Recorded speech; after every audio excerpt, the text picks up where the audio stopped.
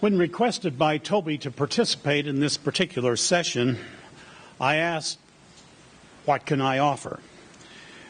The answer is that by being an ordinary parishioner in the pew, I might be able to provide some insights that would be different from those prominent in public life and on the forefront of causes and issues. Toby has already mentioned a little bit about my background, so I'll forego that part of my preparation. Within all institutions, both distressing and soul-satisfying situations exist. And it's no different for the LDS Church than it is for any other organization in that respect, at least in my opinion. I'd like to talk a little bit, first of all, about a situation that's distressing for me, and then, time permitting, several things that are faith-affirming. In a few words, one of the big problems for me is the way in which the Church seems to deal with some, not all, but some, of its history, and more particularly the judicial actions taken against some of our historians for addressing delicate, controversial events and issues. My reaction probably stems from the fact that I acquired a great love of history in Manti High School from a master teacher by the name of Albert Antre. He was an immigrant from Belgium. He taught history as causes and effects, and trying to come to understand how we have become the way we are. That love of history has never ceased during the past 58 years, and it has a spiritual aspect stated very well, I think, in Proverbs chapter 4. Quote, "Wisdom is the principal thing, therefore get wisdom, and with all thy getting, get understanding." Within the Church, I've been asked periodically to address particular subjects covered only sparsely, if at all, in the normal curriculum. And within priesthood classes, I have often related a particular piece of history that has had a bearing on the lesson topic, trying to set the environment for the challenges and issues faced by our forebears and what their guiding ethics and principles might have been in dealing with their situations. Lively discussion was the objective, and for the most part, that occurred. All of this said, there has been an additional reaction when certain delicate historical topics cropped up, such as the bankruptcy of the Kirtland Safety Society, Denite activity in Missouri, Mountain Meadows Massacre, etc. At such times, the mood could become tense, with some wanting the discussion to take a different course. And it was never my intent to challenge anybody's faith, but these sensitive subjects oftentimes arose on their own accord. And sadly, this stifling fear inhibited the search for understanding and wisdom in some cases. I believe that there is effectively a belief within our church of leadership infallibility. Now, I know we say that church leaders are humans just like ourselves, and that they make mistakes just as we all do. However, when push comes to shove, this fallibility becomes almost unbearable. Various things can happen as a consequence. For example, rewriting of history to make it match current standards and values, sweeping things under the rug, shifting the blame from leadership to others, and branding of researchers of these taboo topics as traitors of wolves in sheep's clothing. It is this last condition that can be destructive of institutional faith, not only within our own community, but on the outside as well, as I think this following experience demonstrates. During my pre-retirement years, I had frequent religious discussions with co-workers. Often they would instigate these conversations on their own. And it was sometime in 1995 that a co-worker by the name of Carl Williamson and I were both working late. After finishing our business, he asked if I had time to discuss a personal family situation. Frankly, I was surprised, but answered, sure. And he then proceeded to talk about the departure from the LDS Church of his sister and brother-in-law. I had known for some time that they were converts and had been enthusiastic missionaries for the faith. They loved the entire LDS positive approach to life.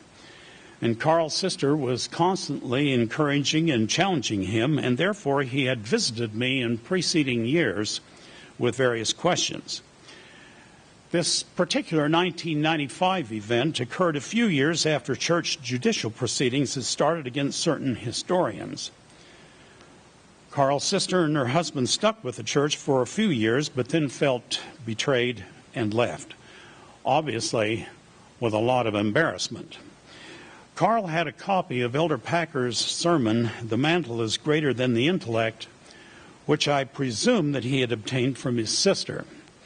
His comments and questions were very, very painful. First, within the sermon, the admonition was given to be selective in history writings. We need to show the hand of the Almighty in every act of the church. Carl's question was, why the need to be selective if every institutional act is prompted by God?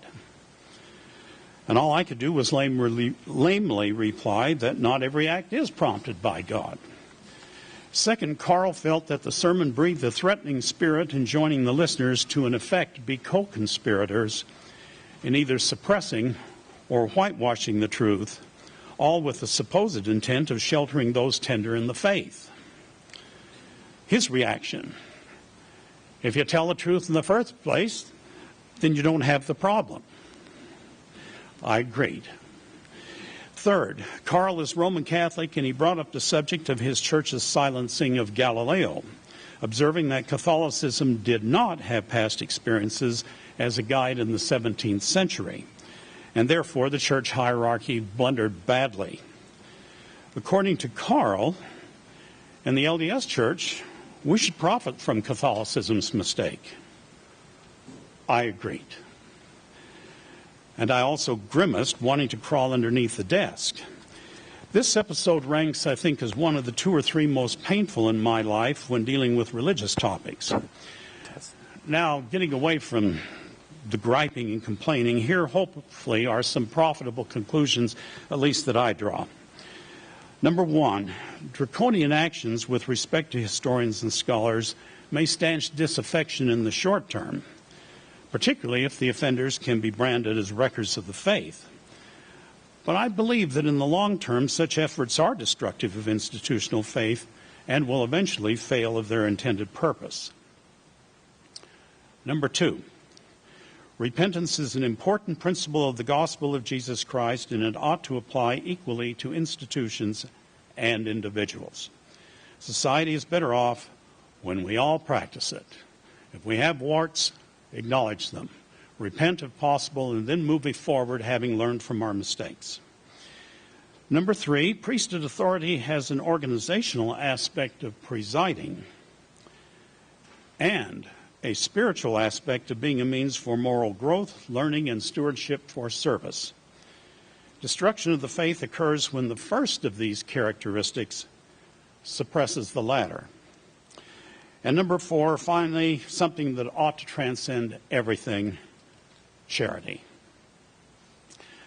Now that I've finished bellyaching, I want to abruptly change course, and I would like to talk about 3 facets of life in the LDS community that are very inspiring for me.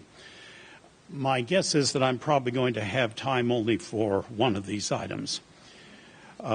Therefore, with respect to the other 2 that I won't discuss, let me just simply and superficially say that I appreciate the atonement theology of Alma chapters 34 and 42 in the Book of Mormon. I think if St. Anselm were here, he would also say, yes, I do too. I also appreciate Joseph Smith's revisions to the Book of Romans that show the sanctifying and transforming power of the gospel of Jesus Christ that it can have on our lives. And now on to a facet of life in the LDS community that is very important for me: service. Back in the 1970s, I had a conversation one evening with Father Dudley Rapp, who was the rector of Trinity Episcopal Church in Asbury Park, New Jersey. He wanted me to confirm his understanding that positions within an LDS congregation are filled by volunteers, that nobody is paid. I confirmed that understanding, and then he unburdened his soul, telling me that he needed to create a few more classes in his church school, that each existing class covered a greater than desirable age span. However, he was having difficulty getting adults to fill those new teaching slots. Frankly, he was down in the dumps and was wondering how we manage this sort of thing in the LDS Church. The answer was short. It's an expectation and doctrine for us to contribute time and service as well as finances. We simply don't know it any other way. He was stunned, and for a short time, and then sort of on signal, we each began laughing at some ironies in our respective situations. And then about 6 or 7 years ago, I was home teacher for a 3-generation family with serious health problems: arthritis, osteoporosis, multiple sclerosis, and autism. A grim situation. These folks needed to move to a new house, and financial resources were unavailable. Well, you guessed it. The church rented a truck. The ward turned out en masse with about 40 adults and 15 young people, and we got that family moved on a Saturday between 8 a.m. and 2 p.m. Now, of course, not everybody was there the entire time, but we had enough people on hand all the time to get the job done. At the time, I was just glad that we accomplished the task, but in more recent years, I have been inwardly moved deeply to realize the selflessness involved and the willingness of so many to mutually support others in less fortunate circumstances. Over the years, I've been involved in a small way with the United Way and other charities, and I've oftentimes observed that substantial efforts are required to accomplish even rather modest tasks. Within our own community, I have been amazed and continue to be amazed by quick responses. Consider a United States and Canada fast a few years back to alleviate an African famine. I understand, this is anecdotal, I don't know this quite for a fact, I don't have the documentation, but I understand that about $11 million were raised without the need for such things as bake sales and big, huge publicity campaigns. Just a simple fast. And I would say, let us all continue in service, hopefully not becoming prideful in the process.